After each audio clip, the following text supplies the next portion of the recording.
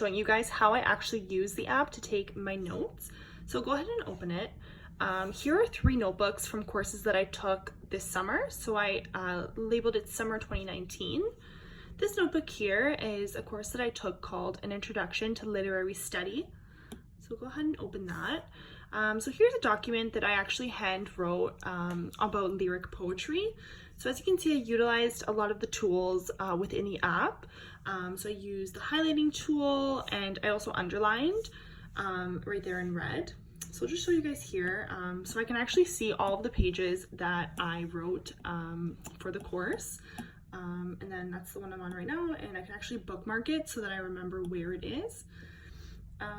So a few of the tools that I really just want to talk to you guys about and that are my favorite are a lot of the tools that have to do with customization. So as you can see here, you can actually customize what kind of page you want. So I typically just use the regular college ruled paper, but there's also wide ruled paper, as well as graph paper, as well as different colors of paper. So here, the top left, this is the pen tool. There's 3 different colors that you can use, as well as different types of thickness. But I usually just use like a black or blue, so I'll show you blue. And writing with the Apple Pencil is literally like writing with a regular pencil on a piece of paper. It is so smooth. There's no lag whatsoever, as you can see. It's so seamless, which is why I really prefer taking my notes digitally. There's also the highlighting feature. So if you want to highlight a word, like I showed you before, you can do that easily. A really cool tool is the shape tool. So it's right there, and it helps you draw your lines and shapes perfectly.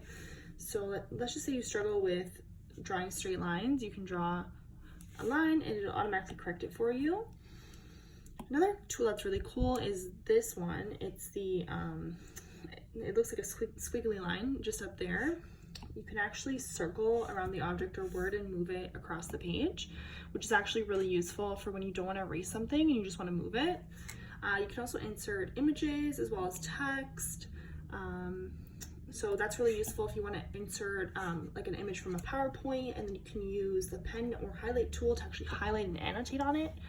So again, lots of options with this app, and this is why I honestly prefer to use my iPad rather than to use a regular pen and paper. Also because I can see all of my notes in front of me with one device. I don't have to worry about carrying a bunch of loose leaf paper.